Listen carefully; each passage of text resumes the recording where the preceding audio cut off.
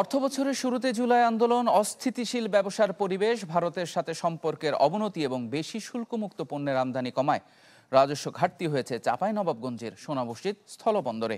শূন্যের কোটায় নেমে এসেছে ফল আমদানি কমেছে কৃষিপণ্য, গোখাদ্য ও পাথরেরও।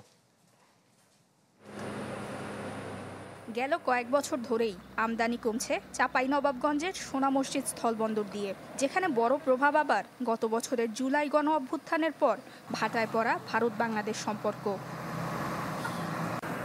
গেল অর্থবছরে সোনামসজিদ স্থলবন্দরে রাজস্ব আয়ের লক্ষ্যমাত্রা ছিল ১,১২২ কোটি টাকা, বিপরীতে আয় হয়েছে ৯০৮ কোটি টাকা।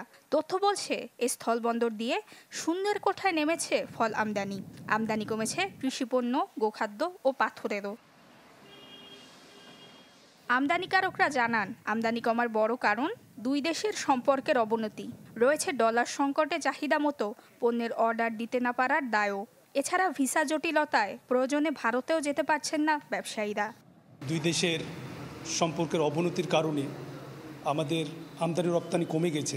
যেগুলো ট্যাক্স সরকার বেশি পাবে, সে ভ্যালুয়েবল প্রোডাক্টগুলো এখান থেকে আমদানি হচ্ছে না। এই কারণে সরকার রাজস্ব ঠিক মতন পাচ্ছে না। ভিসা না পাওয়ার কারণে আমরা ইন্ডিয়া যেতে পারছি না।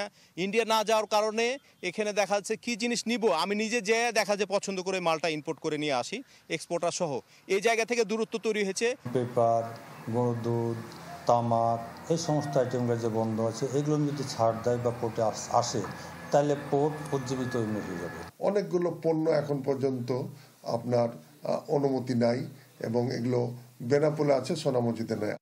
তবে বর্তমান সরকারের আমদানি নির্ভরতা কমানোর উদ্যোগের কারণেই রাজস্ব ঘাটতি হয়েছে বলে দাবি কাস্টমস কর্মকর্তাদের।